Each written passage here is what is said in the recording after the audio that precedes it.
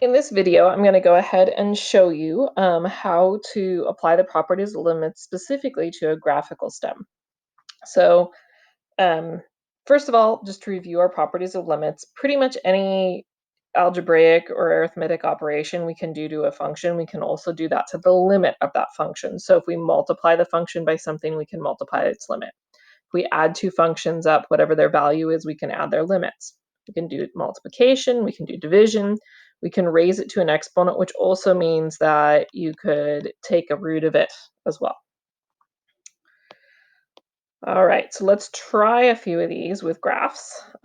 So we're going to go 2 from the right. So I'm first going to evaluate the limit of f from the right. So the right of f looks like it's 3. And then on G, as we were approaching, it says 2 from, sorry, the left, not the right. It looks like it is positive 1, so when I add them up, my limit is 4. On this one, we have to approach negative 1. So, and I'm going to do 2 times whatever that value is on the f. So I am looking at negative 1 on the f, so I'm coming here, and it looks like that value is negative 6. And I'm sorry, my graphs are a tad blurry. Minus 3 times whatever that is in g. So I'm going at negative 1. I'm going to erase what I've got on there so we can see it. So when I come at negative 1 for the x, from both sides, it looks like my y value is negative 1. So when I multiply that out, I get negative 12 plus 4, or negative 8. All right, let's erase scribbles on my graph here. All right, let's take a look at negative 3. So I'm going to look at f at the x value of negative 3 from both sides. And I notice that it looks like it's going to negative 2. Then I'm supposed to subtract g at negative 3. So I'm looking at negative 3 here, and I notice it's going up and then going down. So those do not match. So that's probably very poor notation there. We can't do it. So we know that this does not exist. And it's said to say why, because the right and left hand limits of g of x are not equal.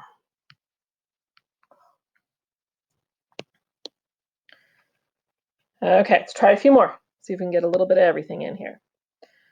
All right, so let's look at, as we're approaching 6, so it looks like I've got to do negative 2 times f. So I'm going to go with 6 on the f graph, and it looks like I am at negative 4.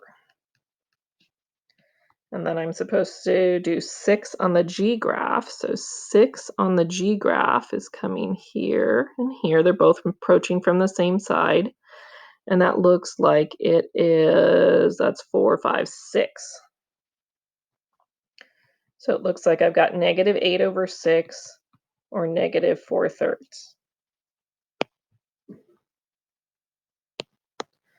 Okay, so this time we are supposed to be doing 2. What happened? Different color.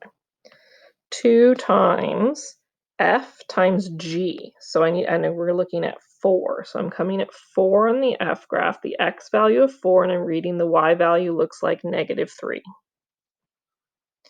And then I'm going to come at 4 on the g graph. So x value of 4 is here, and I'm looking at both sides. They both match.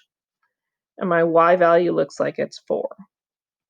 So it looks like we've got 2 times negative 12, or negative 24.